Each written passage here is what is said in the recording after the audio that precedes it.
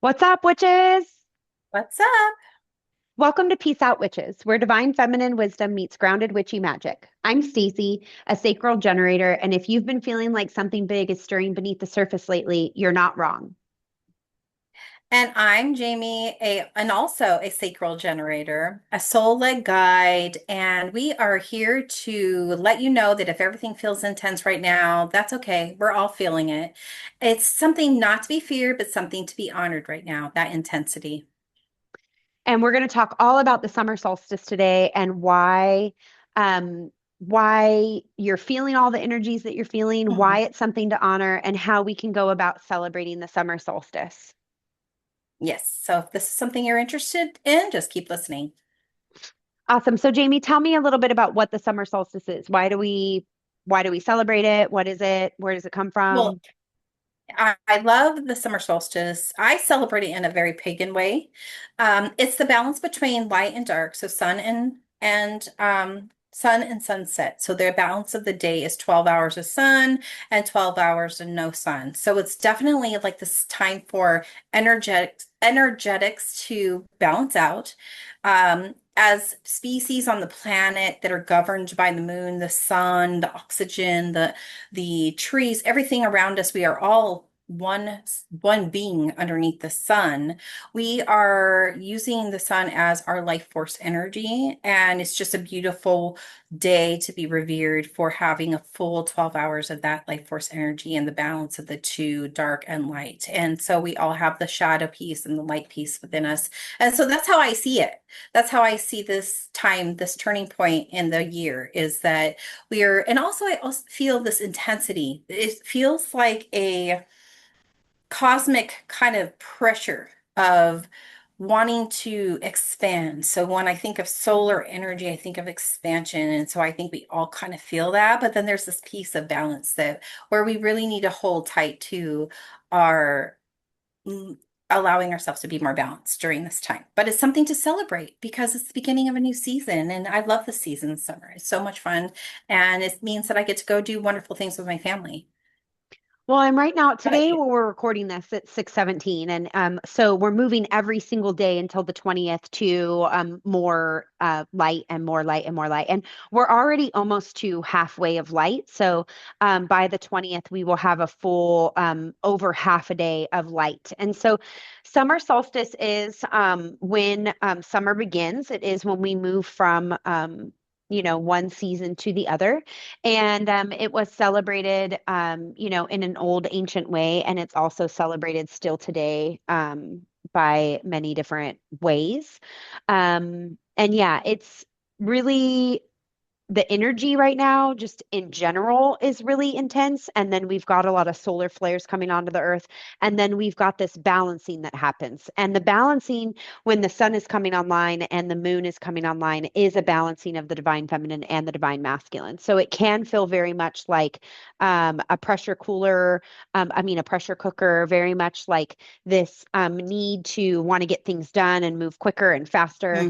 Mhm. And a lot of that, like, winterness is really fallen away now. There's that aspect of like spring cleaning that's already done, and the sun is coming, the heat is coming, the warmth is coming. And the sun is really about the divine masculine, but also about the reflection, of us and the things that we are calling in as we move to the darker days after summer.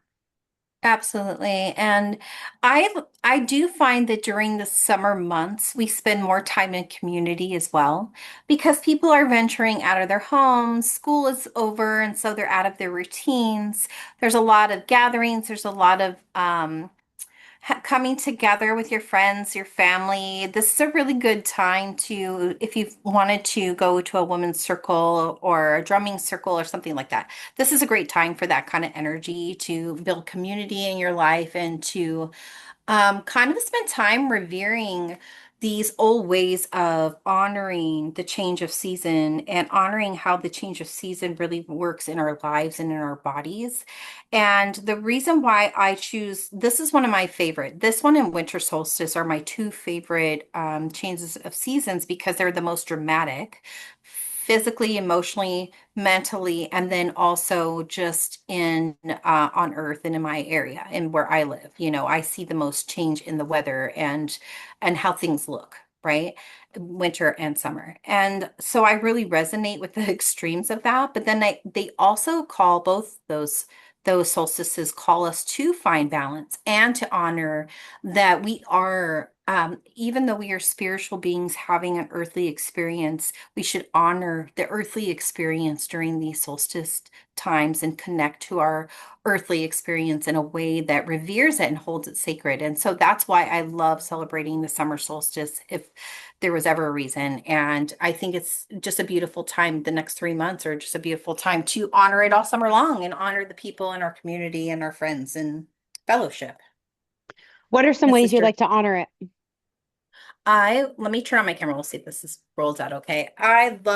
So for summer solstice, I like to make solar water. That's just something I do every summer solstice. And I think on our podcast, we've talked about moon water, and we take a jar of water. I use holy water and I bless it. And then I sometimes will put crystals in it. But for solar water, I don't put any crystals in it. And I put it out on the summer solstice for a full sun cycle. So it'll stay there from midnight or whenever I go to bed the night before, all the way until the next day, and then I pull it out. So it'll be outside, or I'll put it in my windowsill to get the solar energy of it. And then I will drink that over the next few weeks. And maybe I can drag it out a little longer than a few weeks.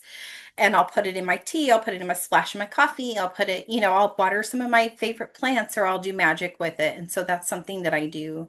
That's the one thing I know I do on summer solstice because it's easy and I have time to do it.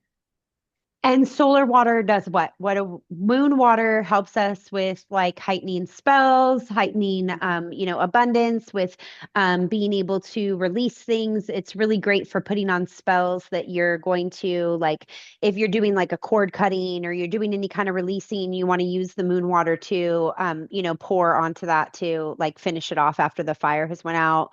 Or if you want to use the water to heighten anything that you're working on. So what kind of energies are going to be brought in with sun water? Yeah, so solar water is what I'd like to think capturing the divine masculine in a jar. Hmm. So solar water is a great way to start your day. So if you drink coffee or tea or you just drink fresh water, you can put a little splash in and it energizes your drink of choice in the morning. So I use it in that way to energize any spell that I'm working on. I use it to energize if I do magic such as planting a seed that I want to manifest and harvest in the fall or the winter. I will use my solar water of it to water that seed and to infuse it with that solar energy and that divine masculine, that growth, that pushing forward kind of energy, so to speak. I love having it for other things too. I mean, I like doing magic with it. So I like water magic. And sometimes instead of burning something, I will actually take paper that has ink that doesn't stay stable on the paper. It's like a calligraphy pen. So like well ink is what I'm trying to say. And then I'll put that into the solar water and do magic that way, especially if I'm trying to manifest something, if I'm trying to create something, if I'm pulling something, the energy and the frequency to me, and I'm building the frequency inside myself. That's the kind of energy that requires a solar water. And so, as opposed to maybe moon water would be more of a release or a um, bringing more flow or bringing softness to something. This is more like I want it now, and this is how I'm going to do it. That's Hmm. the kind of energy that this solar water brings. So we were talking a little bit about the compression that we're feeling up to the summer solstice and how it's really meant to be balancing out relationships, balancing out the divine feminine and the divine masculine, and really working to transform within the light the things that aren't working for us anymore so that there can be a reset, a clarity, and just a quietness that can kind of come along. I think if anyone remembers summer days, like one of the favorite things I remember of summer days is just being in any kind of nature and experiencing the quietness that can come along with that. Now, with kids, Mhm. it's not always quiet, but just being able to sit in nature and hear the quietness of the birds or hearing the trees and the things like that, like not the hustle and bustle of what's going on during the week and the day. I think you're right. We venture out more into nature during the summer, and that's a good practice to have, especially if you're feeling kind of that pressure cooker feeling, like you Hmm. feel, and for us that we work, say you work a 40 to 60 hour week and you're in the office or stuck inside or just can't get outside, but feel that need to expand yourself and go outside, this is the time to soak in all of the nature and really connect and really balance out and put your feet in the ground, put your feet on the dirt and the sand and the grass, and just embody how your body feels when you start to ground yourself on earth, because it's super energetic right now. Things are like in our hemisphere anyways are coming alive, and things are in full swing of blooming, and birds are having babies and babies are leaving nests. It's just a very active time. So it's a great time to ground your feet into the dirt, especially if you're tired, because you're going to energize yourself. You're going to bring that energy in. So if you're feeling tired, stretched, or scattered, some things that you can do is lay on the earth and breathe in through your nose, out through your mouth, just taking deep breaths, really allowing yourself to ground within the earth. You can do this on a blanket as well, just kind of putting your feet on the earth.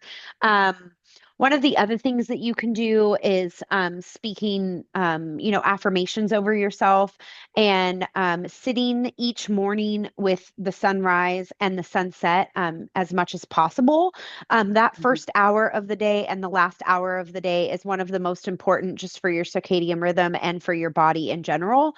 So, allowing yourself, when you are feeling this suppression and the compression of some of what's going on and the turbulence and the things like that are coming as we move into summer solstice, walking barefooted, being able to gently slow down where you can.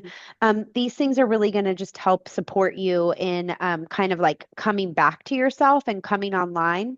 When we're coming to something like the solstices, the energy kind of combusts with each other. And so we'll get this light shadow energy that's going to kind of fight with each other. And you might feel like, I need to be doing all these things. But then you might also, with the full moons, for example, be feeling like not like you have the energy to do it. So the biggest thing for right now is just kind of moving with that cycle, giving yourself permission to rest, to sleep, to, move slower than you normally would. And then one of my favorite things to do for solstice, just on solstice, is to take a candle, any candle. I love to use a yellow or gold candle on solstice, and I'll just write some things that I'm calling in, and I'll just burn it and allow it to burn, and I'll burn it in the sunshine. So it's one of my favorite things to do to just call in summer solstice. And I wanted to mention that when you do magic on the solstices and the equinoxes on the actual time, the date, um, things will happen quicker. It's a very powerful time, a very powerful shift in energy. And so expect your manifestations, creations, and intentions to happen quicker. So be clear. So go in with a lot of clarity when you do your magic. But yeah, just have the expectation that it is done and it will happen quicker. Hmm. And I mean, I think it's important to understand how you're working with your energy. I mean, if you are in crazy energy, feeling really overwhelmed, really anxious, then you want to maybe spend a day in nature before you're working on doing the candle magic or doing any kind of magic. You really just want to work on grounding yourself and pulling yourself to presence before you're calling in the things that you're creating in this next best like season or, part of your life. Um, don't be afraid to like write things down, write everything down, throw it all up on the paper, and then, maybe ask what you're calling in for the next 6 months. I mean, we are right in the middle of the year. It is Mhm. that time when we're going to look at what it is that we're calling in, what's happened for the last 6 months, what's happening for the next 6 months. This is really a great time for that. And then, I mean, who doesn't love like a summer solstice bath? I mean, summer solstice baths are Mhm. always great. Roses. You can even do them a little cooler. I have four children, so we often will go swimming and we swim a lot. And Hmm. so, summer solstice usually hits off the point when we're going to start like swimming every single day. That's Um, true. Me too. it's Hmm. also a great time for resetting spaces. So, resetting your altar if you haven't done that yet. Um, Resetting the things that you're just are around you and in your space. If you didn't do Hmm. spring cleaning, it's a great time to kind of clear out some things, clear out clutter. Maybe pack your pool bag or your beach bag and make a plan to get out in the sunshine, go on a little walk or do something special for yourself every day that you can't maybe do when it's winter and snowing. I think sometimes we get so used to our hermity self. Well, I know I get used to my hermity self in the winter and even in the spring here because I'm in Missouri, it rains a lot. When the summer comes, sometimes it's hard to like pull myself out of summer. Um, Right. my other favorite thing to do on summer solstice is to make sweet tea. And that's Mm, very I much love like that. Jamie talked about with her, with her sun water. I just make sweet tea in the sun. And I think it's like I don't know, is that a Southern thing to do? My grandma always made sweet tea because my grandma We do it too. was from Missouri, Yeah. and so it's just a fun way to call in summer and call in the sunshine.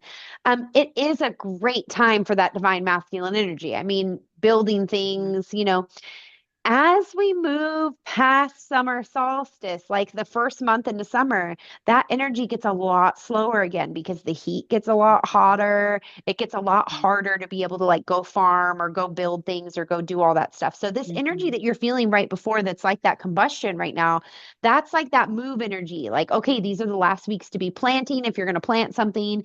These are the last Mhm. weeks to like build chicken coop coops if you're going to have like, your chickens have already like laid their eggs, you've had their babies. Like you're kind of getting past that springtime and you're getting more into that like lazy summer, let's go hang on the river time. Yeah, because everything's on maintenance mode. It's already growing, your fields are growing, so you've already made your plan. That's why I like spring for being the first of the year for me for planning, because by Mhm. now, things are in motion and I already have like plans in place and things are set up and my rhythm is set up. And then I can add in some lazy days into my summer day because I've already done the push through spring to get to this point. And yeah, definitely use the energy as it comes up. This is like the other piece of really honoring the change of seasons and the solstices is actually using that. The energy is the way they come into our lives. They show themselves into our lives. So if you have a burst of energy, then take advantage of it and use it in a way that feels good to you and honor that you did it. It's yes, boundaries are important, but also allowing yourself to have some expansion is really good during this time.